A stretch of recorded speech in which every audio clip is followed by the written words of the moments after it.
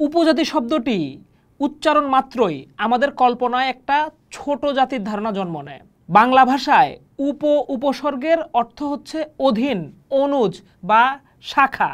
উদাহরণস্বরূপ আমরা উপনদীর কথা বলতে পারি, যা প্রধান নদীর শাখা।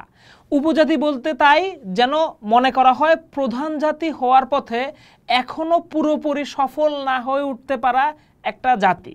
অথচ সত্যিই কি একটা জাতিকে সংজ্ঞায়িত করার জন্য অধিক সংখ্যাগরিষ্ঠতা বা রাজনৈতিক সক্ষমতা থাকাটা বাধ্যতামূলক? ব্রিটিশরা উপমহাদেশে এসে শাসন প্রশাসনের কাজের সুবিধার জন্য নৃতাত্ত্বিক জনগোষ্ঠীর বিভাজন সৃষ্টি করেছে।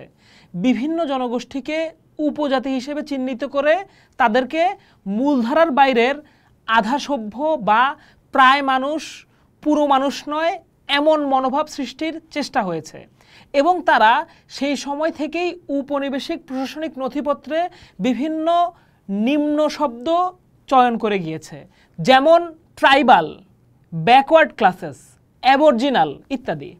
অদ্ভুতভাবে আমরা নিজেরা বাঙালি না বাংলাদেশি, আমরা ধর্মনিরপেক্ষ না ধর্মীয় রাষ্ট্রের পক্ষপাতী, এমন দোদুল্যমানতায় অনেকেই ভুগি। অথচ অন্যদের উপজাতি বা নিম্নজাতি বলে ছোট করতে কখনোই দ্বিধা করি না।